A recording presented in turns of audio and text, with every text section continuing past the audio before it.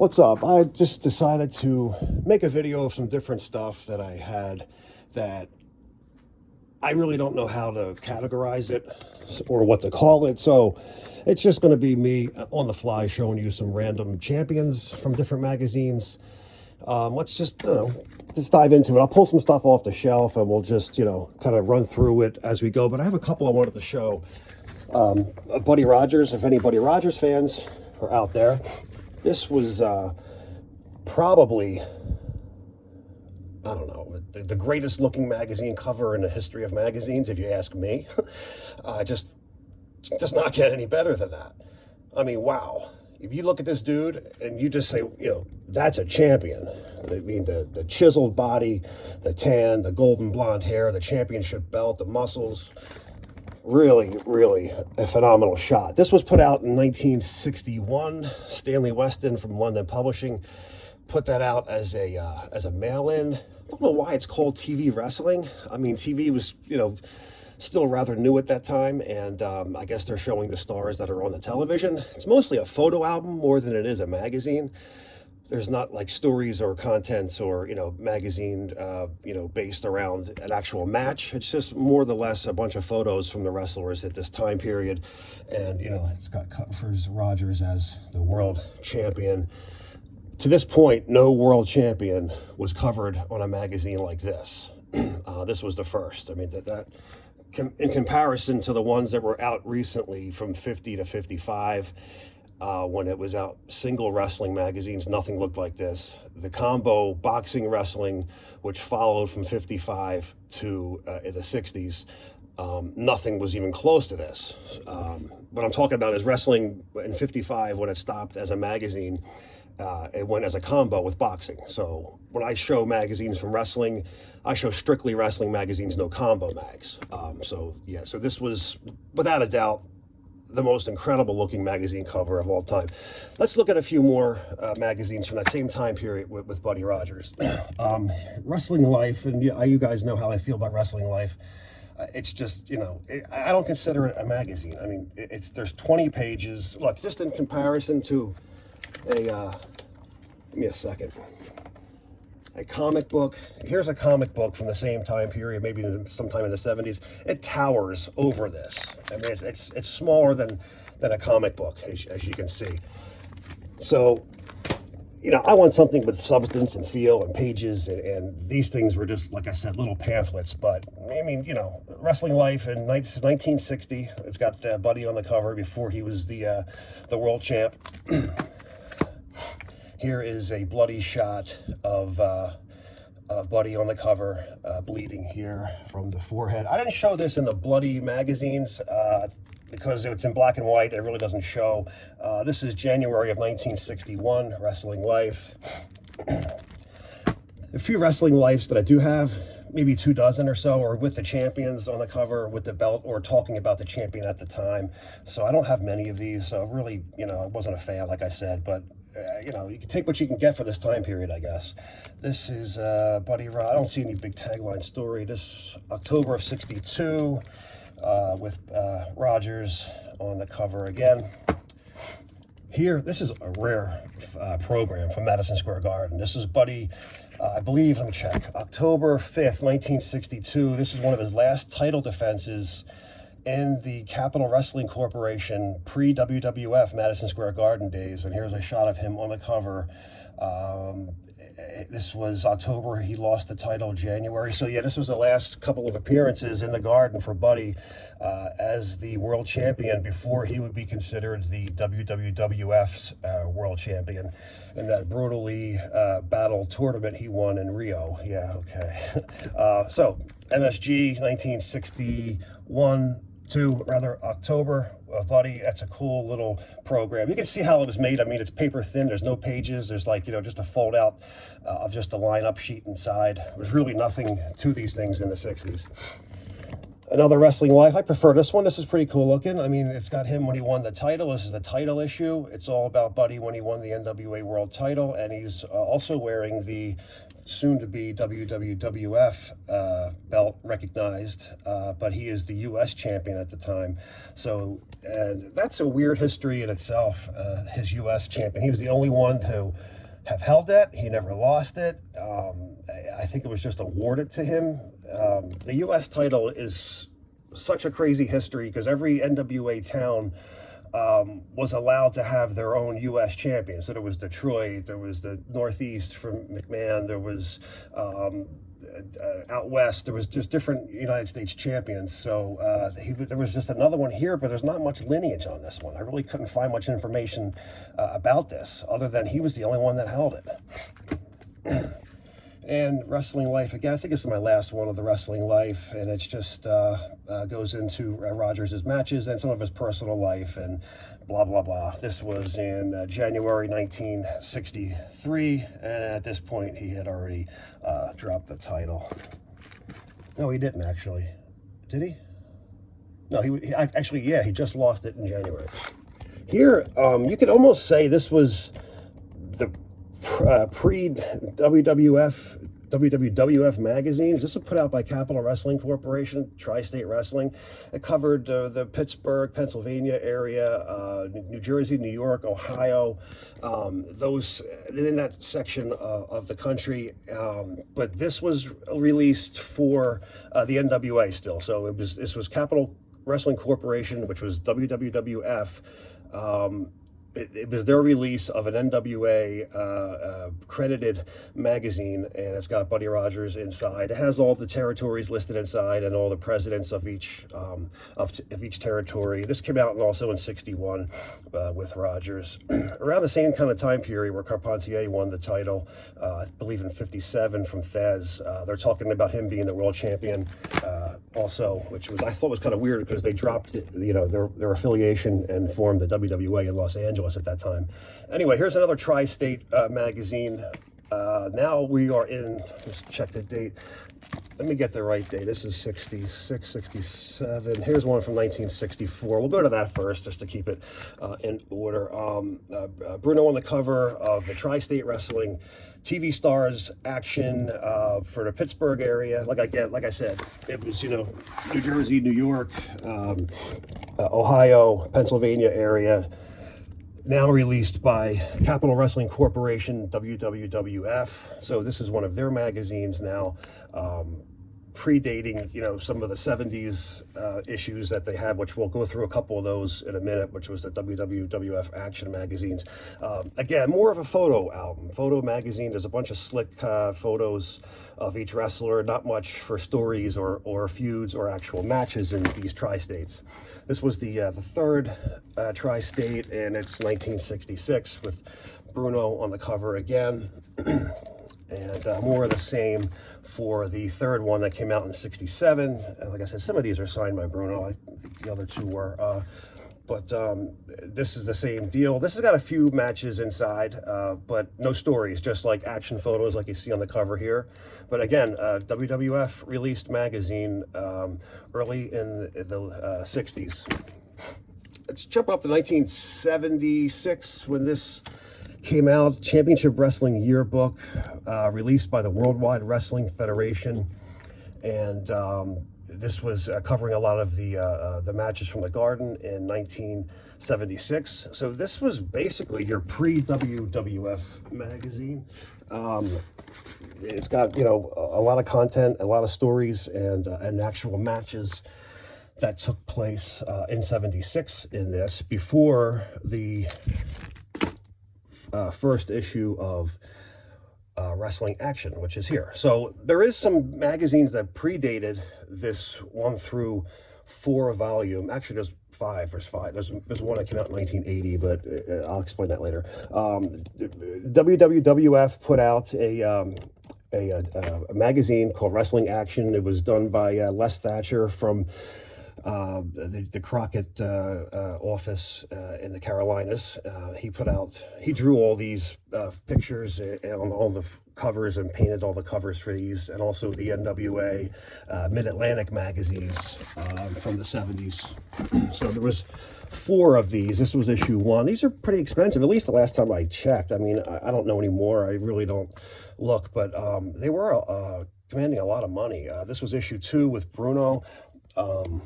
Issue 3 had Bob Backlund on the cover. And these were actually, pretty good. There was stories in there. There was actual, feuds that they covered, matches that they covered. There wasn't many pages to them, maybe, 30 or 40, but no color inside. There was a color posters of each one in each one of these, which was pretty cool to get for 1977. And this was the final of the volume 4. Like I said, there was another one. It was a part 5. It was going to continue on, and it did continue on, but it was the 80s, and I really, wasn't into, an 80s issue. The cover, I was more into the, WWWF 70s, and this was a WWF 80s issue called Stars of the 80s, and I don't really ever see too many of them, and this was actually going to be number 6. I do have this one, and it really shit the bed from the other 4 or 5. Wrestling Stars of the 80s, this is the logo, but it was down low on the front cover of Volume 5.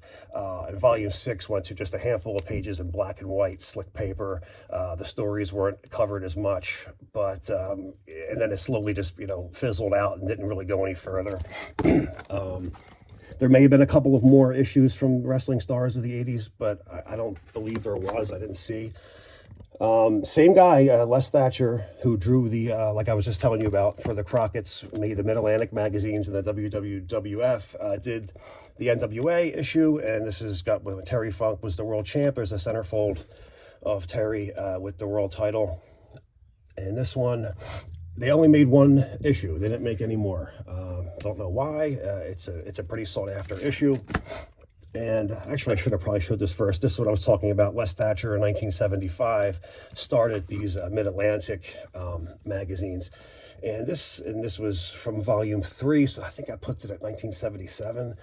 He has different volumes. Most of his volumes were 1 through 4, and then it would go to volume 2, 1 through 4, and volume 3, 1 through 4. So this is volume 3, number 3. So this was probably 77 when this one came out. But like I said, this was all hand-drawn and painted in. Like I explained before with Stanley Weston in the other video, they would hand-draw them in and paint them. So this was, some really fantastic artwork done by Les Thatcher there. I'm not in any kind of particular order, and I'm just going to show just random champions for different things. So this brings us to Ivan Koloff when he was the WWF champion.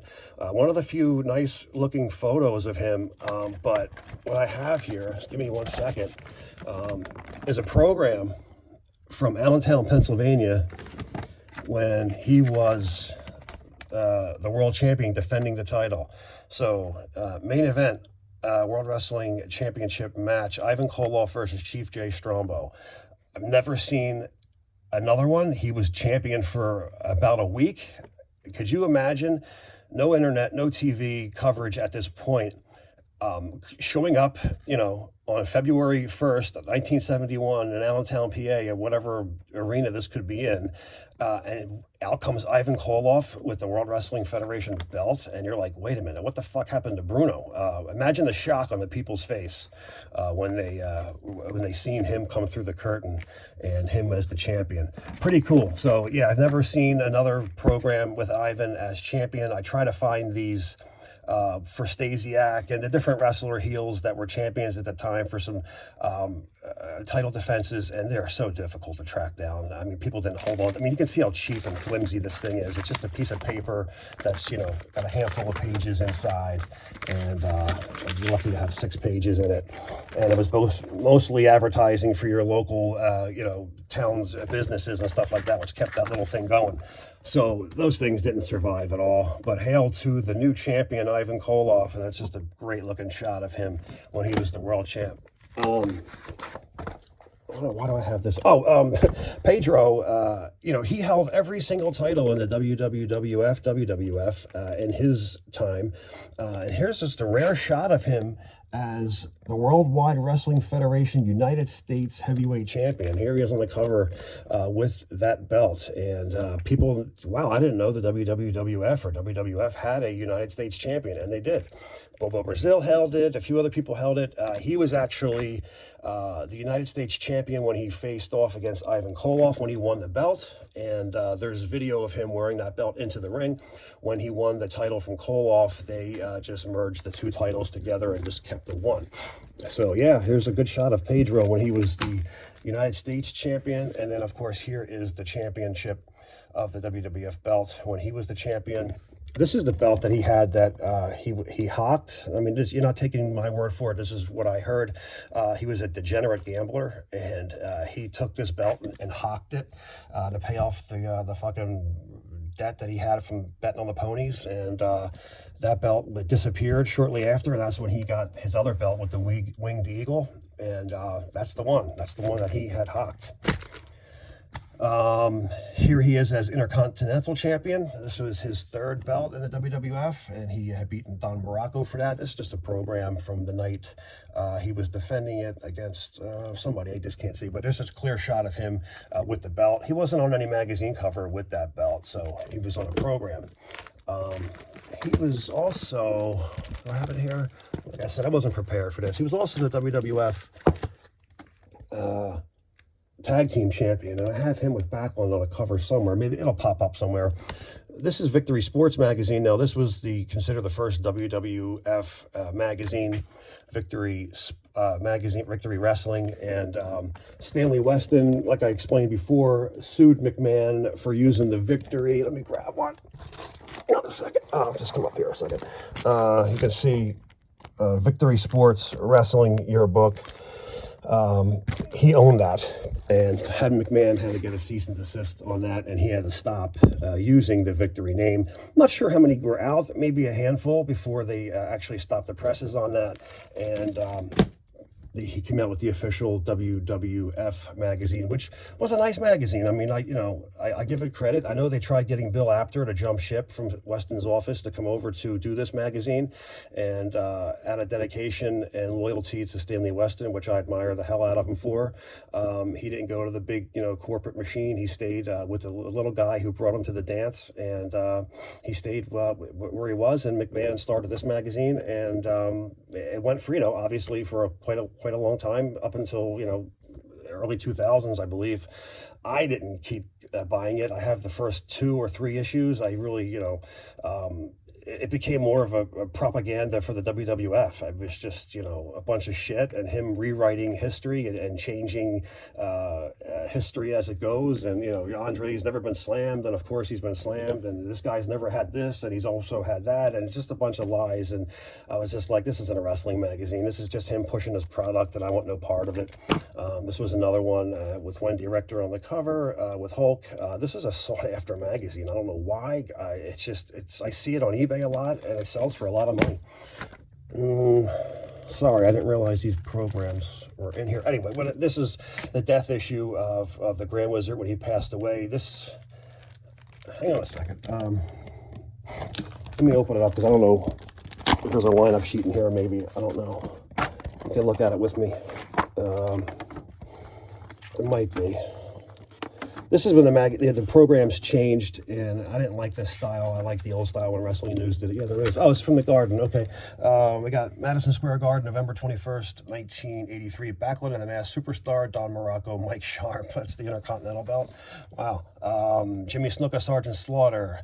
Tony Atlas, Big John Studd, Pat Patterson, Ivan Koloff. A pretty decent lineup there. Tony Gurria versus the Iron Sheik. Tito Santana versus Don Kernoodle, Eddie Gilbert, and Salvatore Bellomo. So these are, these are getting early 83s. They're not bad. I have a handful of them, but I don't have many. I wouldn't really normally be showing this. I got this when I was at the arena in Jersey. Let me see. Yeah. Elizabeth, New Jersey, Saturday, June 30th, 1984. Rocky Johnson versus Roddy Piper was the main event. Backlund and Cowboy Bob Orton. Remember that night well. Yeah, okay, that was one of mine I got at the arena. This was the first one after they changed. If you don't know what I mean by change, hold on. This is the one I showed with Pedro. This is what they used to look like. And it was put out by the Wrestling News by Norman Keitzer. And McMahon changed it when he started his magazine. And now he no longer pays a company to put out his programs. He does it himself with his own company. And, smart, obviously. That's where he gets all the profits and it's all his. And this was issue number 1 from the new style program, which I didn't care for too much. I was a big Savage fan, especially in the ICW. I stopped watching the WWF after Mania 3. I just couldn't stomach it anymore. I felt bad because I did like Savage and I thought he was cool. Then he just got ridiculous with the WWF, corniness. I watched a match here or there of him when he was champ, but I just stopped completely with the WWF. And the only guy I liked there was Savage. I thought he was cool. He looks fantastic in this program. Would have loved to have gotten that signed. It's too bad I never got a chance to meet the guy, but it's just an awesome looking program. And I just have a few of these when he was the world champ. This is another one of the WWF magazines. I don't know what it is or what I just know it sells for a pretty decent penny. And just another one of Mach. I don't know. What do you guys want to see? I can't hear you. Talk to me. You know what? Let's go here. I got some more shit up here. Just pull it down and we'll just look through some different champions. I think everything is in this pile. Oh, here's the magazine I was just looking for, but I wanted to tell you before.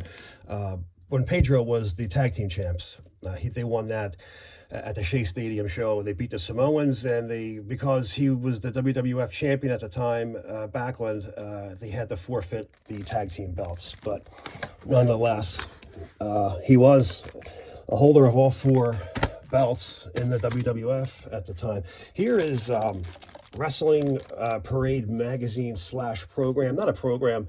This is from the old IWA. I love the IWA. I thought that was great stuff. I have, I don't know, 40 or so DVDs of their shows, house shows, and big fan of the IWA. And this was one of their biggest nights. This isn't the program. People call this the program. It's not the program. This is the actual program.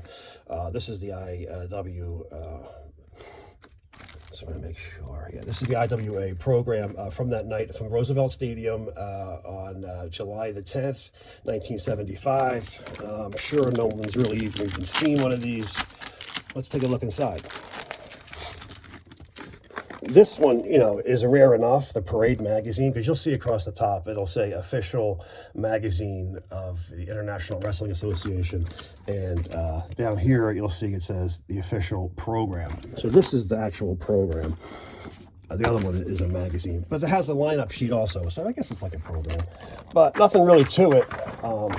Just, a single fold paper, but not many people have ventured inside of these to see these, so I'll let you guys take a look at this. It's a pretty rare shot. There's the lineup: Bill Maskers, Ivan Koloff, the Mongols, the tag team champions versus Martinez and Apollo, Mighty Igor versus Bulldog Brower for the North American title, Ernie Ladd, Bob Ellis, and the list goes on.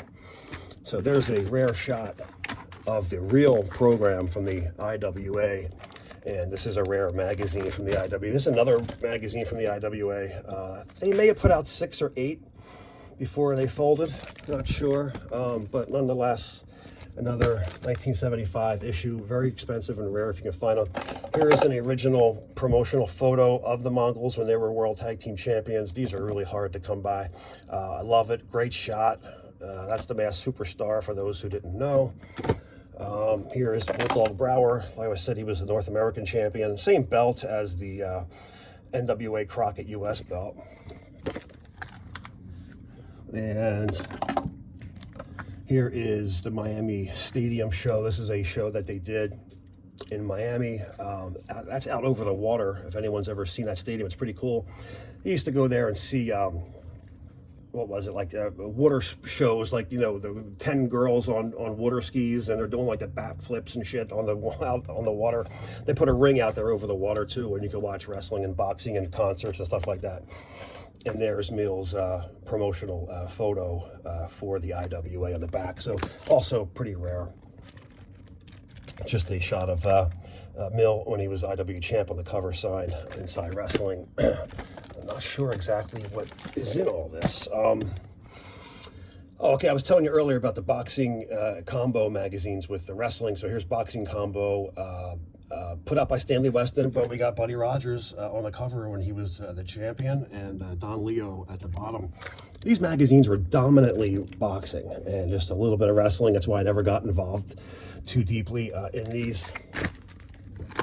I prefer a magazine much more like this, and it's Buddy Rogers again. I guess this is some more Buddy Rogers stuff I'm going through. Okay, Buddy, 1961 Wrestling Review when he was the world champ. Okay, here's some, I got some 8x10s. Here's Rogers in his rookie photo when he's just started. Rare old shot. Here's Rogers with his first championship. You can see it's kind of hard to tell. He's got a very busy trunks. Nobody wore trunks like that. Nobody had arm sleeves like that. This was extremely rare.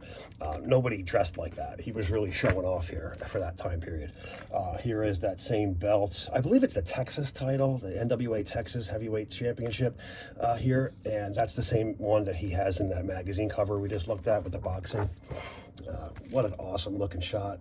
Guy's just got a chiseled, natural physique, a real build to him, not some steroided freak, and just looks like every guy should, right? That's like the poster boy of fitness right here, with the slick back hair and the gold belt and the gold tan with the gold hair to go with it.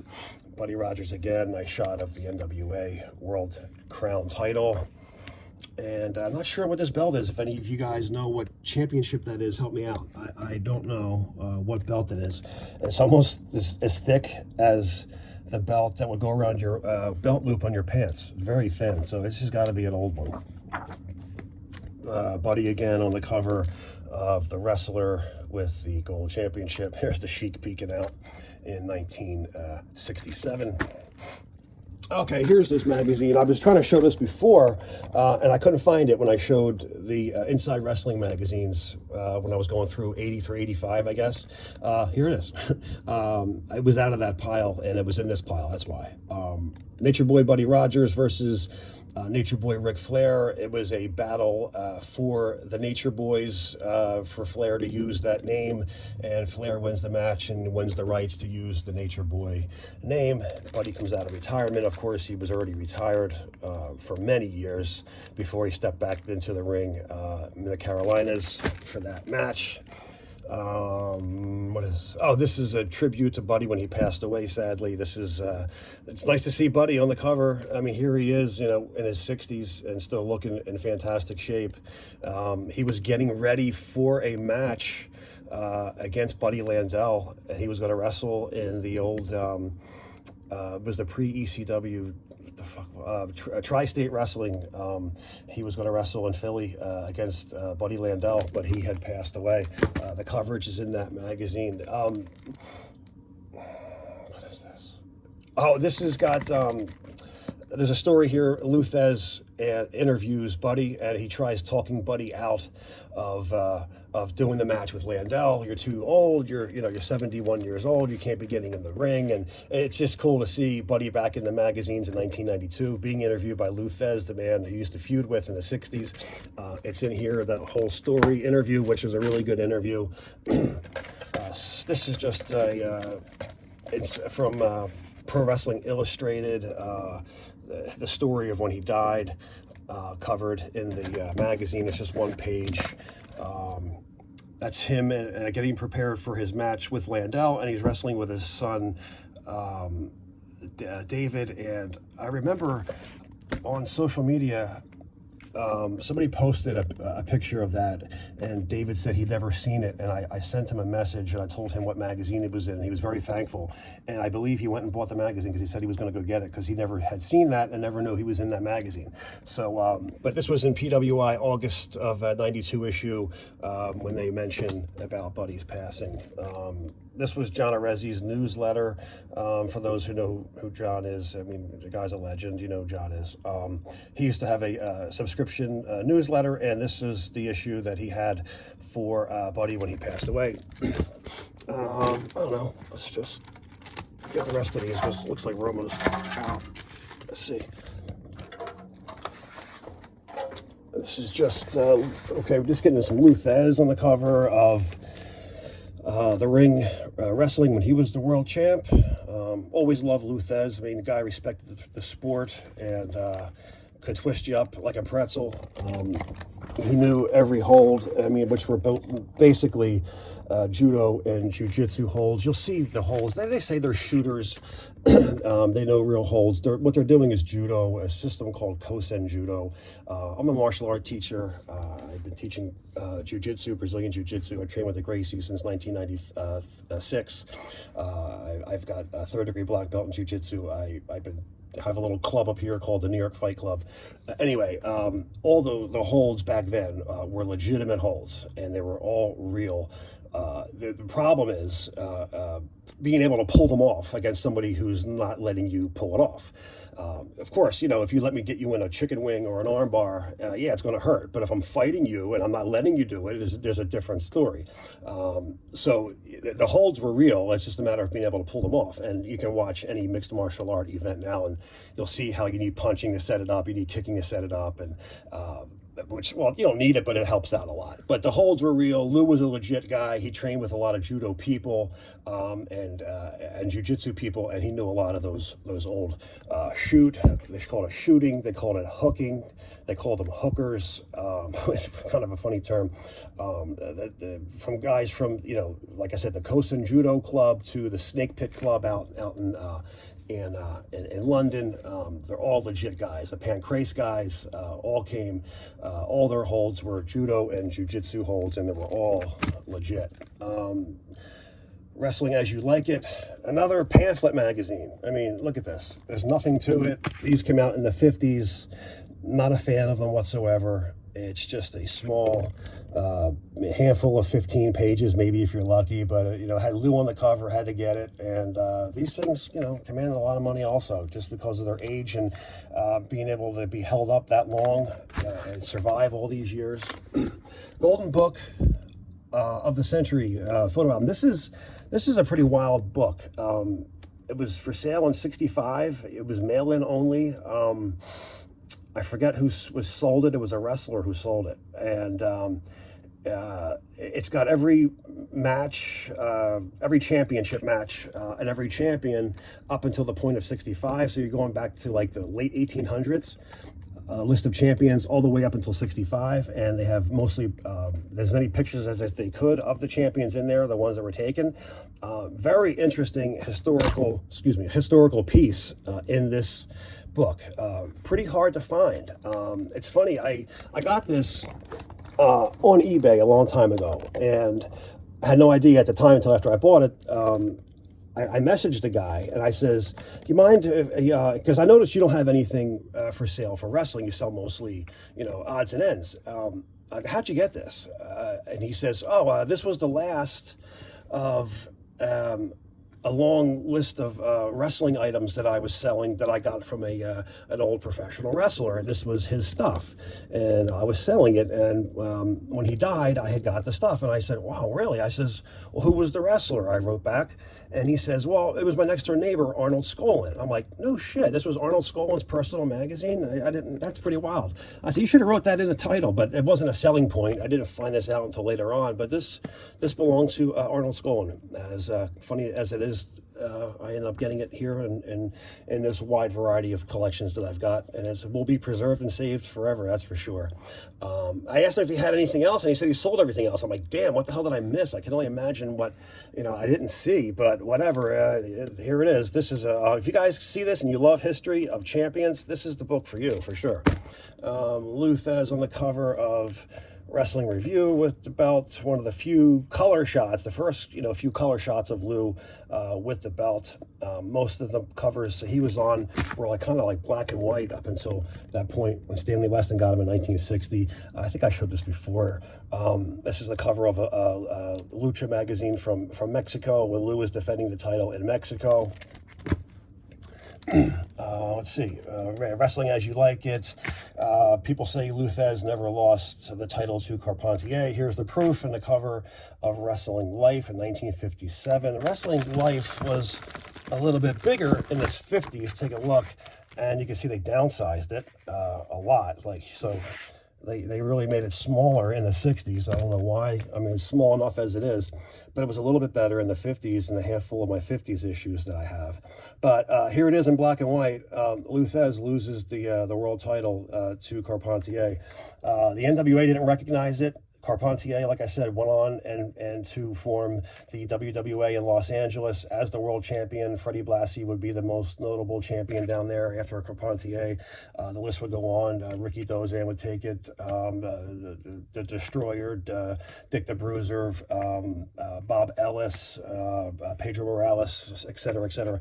But so when Thesz kept the title, from not losing it, he went to Japan and formed, he teamed up out there and formed Wrestling in Japan, and he faced Ricky Dozan, and that's when Ricky Dozan became the champion out in Japan and formed the NWA affiliation in Japan.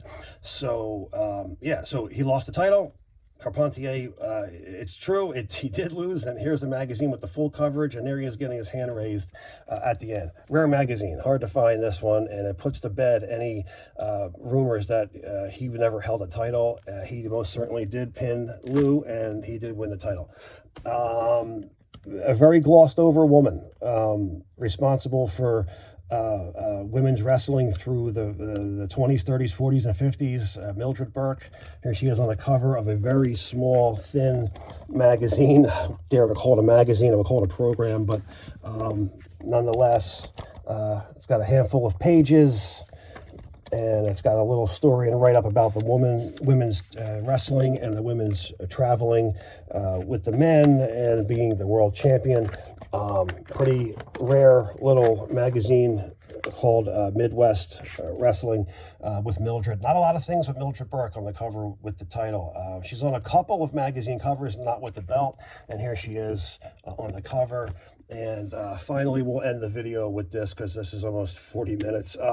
She's on the cover, the first woman to ever be featured, woman world champion to be featured on the cover of a magazine, NWA official magazine, and that will be June 1953, with Miss Burke as the world champion. Moolah gets, a ton of credit, and but before Moolah, Mildred Burke was the queen of professional wrestling, and so there it is. I mean, I really didn't have too much planned to show. I just was going to grab my camera. I don't know what, like I said, I don't know what to call this. I don't know what to label it as, but it's just, a different click. I met the Masked Superstar. I had him sign this magazine from Japan. He loved this magazine. This covers him. Try to get the glare out of here. This was his last tour in Japan, and Masked Superstar. That was pretty cool.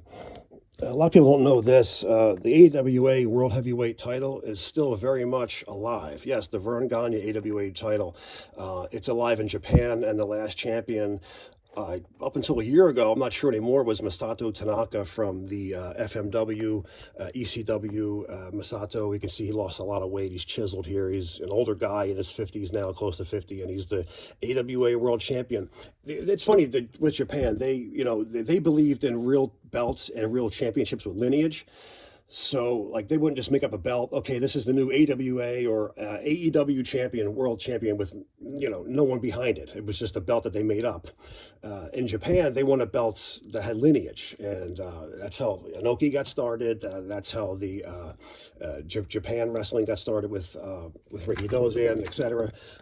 Same thing. They somehow got the lineage behind the AWA, and now are honoring that belt as their world champion forget the name of the company. The company's not called AWA, but it's still very much alive. All right, so thanks for joining me on a off the cuff video. You guys, you've seen all this shit. This is just my programs from the garden. I think we did a video on all this, right? There's like my Starcade. I'm not really into wrestling figures, like I told you before. I have a couple, but this is this was cool as hell, man. A Savage with no outfit, just him and the championship belt.